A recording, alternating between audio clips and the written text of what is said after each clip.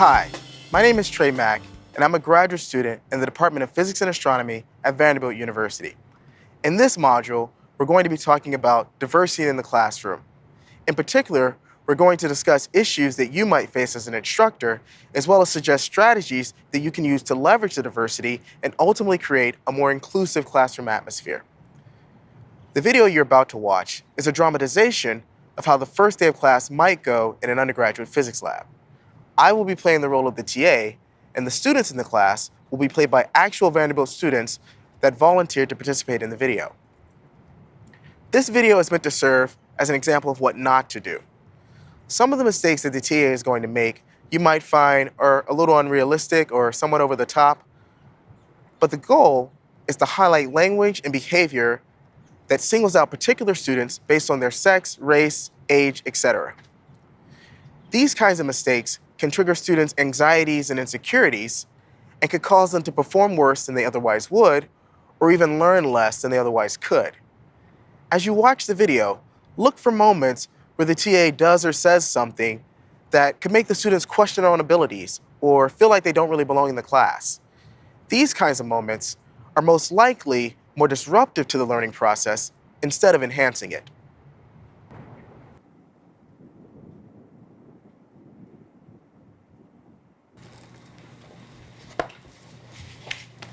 Yeah, come on in. Welcome to Introduction to Electric Circuits. Fair enough.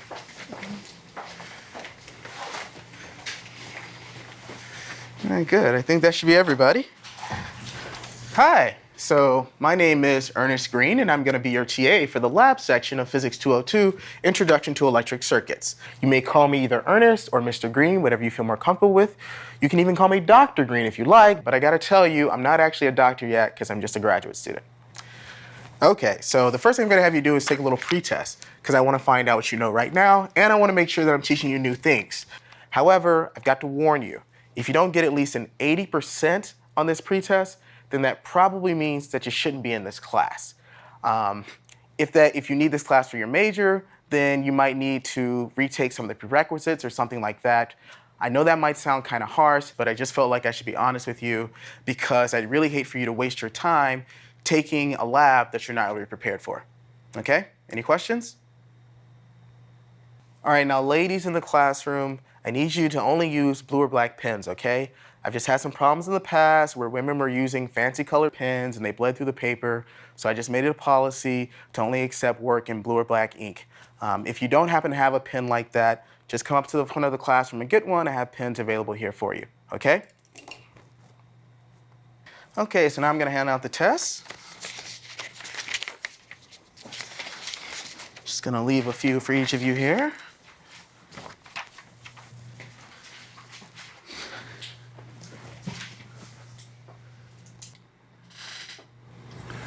So can I borrow a pen really fast?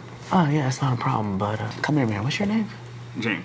James, so as you can see, there's not too many black people in this class, and I want us to show everybody that black students can be just as good as anyone else.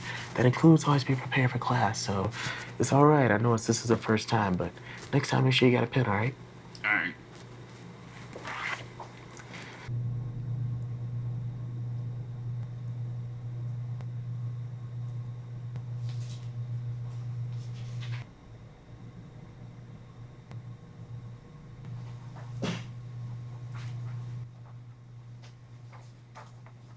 Hey, Mr. Green.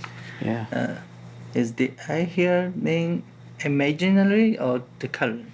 Could you speak up a little bit? I'm actually having a little trouble understanding you. Is the I here mean imaginary or the current? If you could you just use your normal speaking voice? Yeah. So this I here Uh-huh. is it mean imaginary or the current? Oh, I see what you're saying. So this I, like, yeah, it's the imaginary number. It's not the current. If you can pick up on this, you're obviously prepared for this class, and you're probably going to do fine. But if you are planning on working in the U.S. after school, then you really have to improve your English. Like, just being honest. Like, it was hard for me to understand you, even when you were using your normal speaking voice. Yeah, thank you.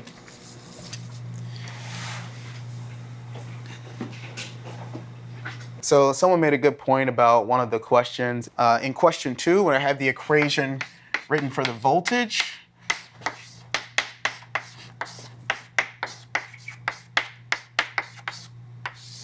this I here is meant to be the imaginary number, but in electronics and electric circuits, they often write J instead, and that's not confusing with the current. So this I is the imaginary number, not the current, okay?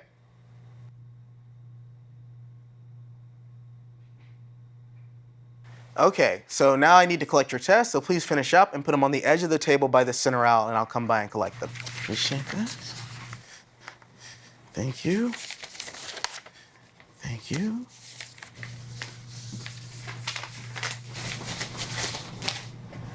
So even if you did well on this pretest, it's still going to be pretty hard to pass this class. You're going to have a lot of work to do outside of class.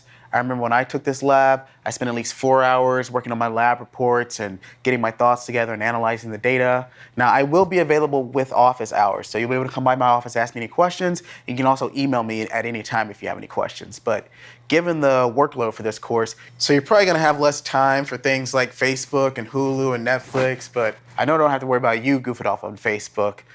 I'm talking to these younger ones mostly, but I remember you from my other lab section, and I remember you were pretty on the ball. So you're all physics majors, so you've seen equations like this before, and you recognize that it can be written as cosines and sines, right?